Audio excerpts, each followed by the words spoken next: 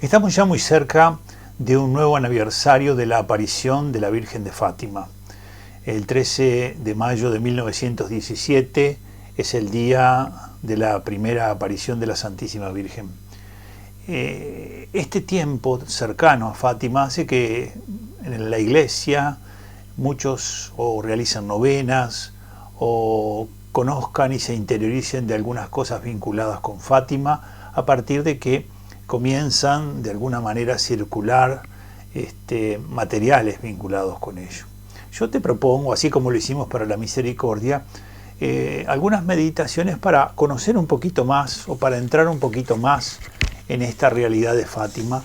Y hoy te propongo hacerlo fundamentalmente por un santo que tuvo un vínculo muy estrecho con Fátima, San Juan Pablo II, el Papa Juan Pablo II. Este santo, que es de origen polaco, en ese libro que es una entrevista que le realizaba Vittorio Messori, que después se publicó, que se llama Cruzando el umbral de la esperanza, allí justamente él en un momento determinado, hablando de la Virgen María, dice que en su pueblo, en su patria, hay algo que se ha ido comunicando de generación en generación y que a él le había llegado a través del cardenal Wyszynski. ¿Y cuál era esto? Era la convicción de que la victoria, dice en este librito Juan Pablo II, si llega, llegará por medio de María. La victoria, si llega, llegará por medio de María. Y dice Juan Pablo II, durante mi ministerio pastoral en Polonia, fui testigo del modo en que aquellas palabras se iban realizando. Y al ser nombrado Papa, comenta que en la medida en que se va acercando a los problemas que tiene la Iglesia Universal, él tenía esa convicción en él muy claramente, ¿verdad? De manera que lo que era para su patria, para Polonia, también lo era para la Iglesia Universal. Dice, Cristo vencerá por medio de ella, porque Él quiere que las victorias de la Iglesia en el mundo contemporáneo y en el mundo del futuro estén unidas a ella.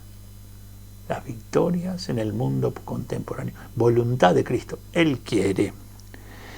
De manera que, continúa diciendo, tenía pues esa convicción, aunque entonces sabía un poco de Fátima, dice él. Yo sabía poco de Fátima.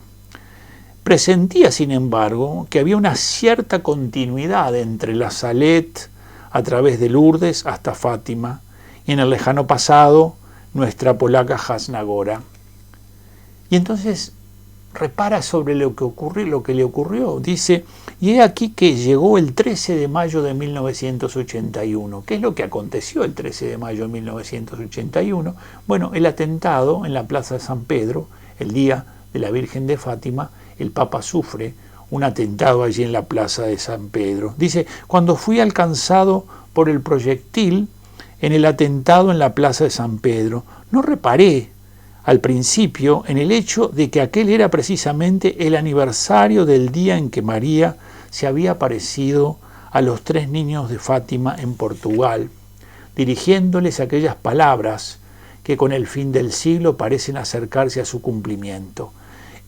¿Qué cosas impactan en el Papa, ¿no? Observen ustedes que a él esto le ocurre en el 81, y prácticamente está como 6-7 meses en el año 81 recuperándose, y cuando comienza nuevamente a aparecer, pero fundamentalmente en el año 82, en la medida en que se aproxima la fiesta, decide viajar a Portugal, es decir, decide viajar a Fátima. Y él dice el motivo, es decir, ¿por qué viene a Fátima? Dice justamente que viene allí porque viene a darle gracias a la Virgen. Dice, voy al encuentro, dice, de los generosos hijos de Portugal, impulsado por el deseo de testimoniar mi estima y mi afecto y al mismo tiempo de comunicar algún don espiritual para que queden confirmados. Especialmente, dice el Papa, voy como peregrino de la fraternidad y de la paz a la tierra que la Virgen eligió para lanzar al mundo su apremiante llamada a la oración, a la conversión y a la penitencia. 3 elementos sobre los que el Papa acentúa el mensaje de Fátima: la oración, la conversión y la penitencia. Y dice, la Virgen eligió esta tierra para realizar esta apremiante llamada, ¿verdad?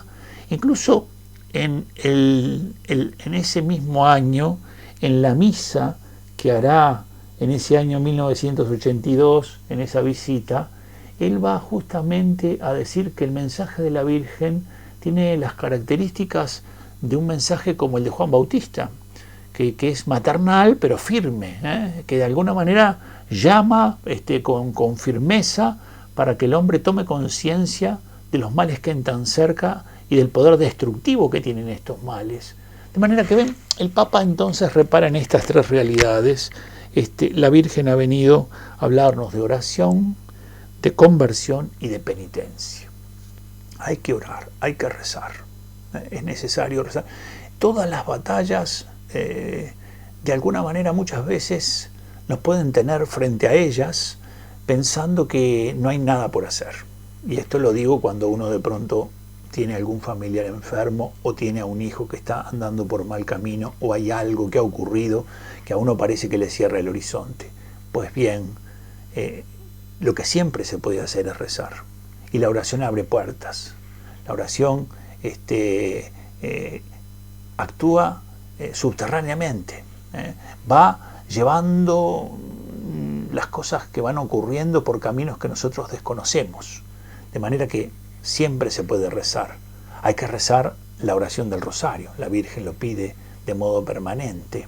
Hay que recorrer los misterios de la vida de Cristo y comprender que nuestra propia vida está llena de misterios gozosos, dolorosos, gloriosos, ¿verdad? Es decir, nuestra propia vida tiene, y los luminosos, nuestra propia vida está llena de esas realidades, pero los misterios de la vida de Cristo son los que dan luz a nuestra existencia. Hay que orar, no hay que desfallecer en la oración, hay que orar por los hijos, hay que orar por los esposos, hay que orar por las esposas, hay que orar unidos al Señor, es decir, siempre en una oración que el Señor mismo nos ha enseñado, es decir, en una oración que se muestra cercana, es decir, una oración que entiende que se dirige al Padre y que por lo tanto si lo hacemos nosotros somos sus hijos. No hay que abandonar la oración, decía el Papa, la oración, la conversión, a lo que Dios nos ha llamado desde el comienzo. Es necesario convertirse. Es necesario que nos volvamos a Él. Es necesario que veamos esas cosas a las que todavía estamos apegados, o a las que estamos atados, o a las que estamos esclavizados, y que le pidamos el auxilio a Él para que podamos ir saliéndonos de esas realidades y volviéndonos cada vez más hacia Él. Y en tercer lugar, decía el Papa, a la penitencia. Y sí, es necesario también poder ofrecer a Dios renuncias, es necesario poder ofrecer a Dios sacrificios. Fíjense en que Francisquito, siendo un niño, comenzó inmediatamente a entrar en el camino de la penitencia.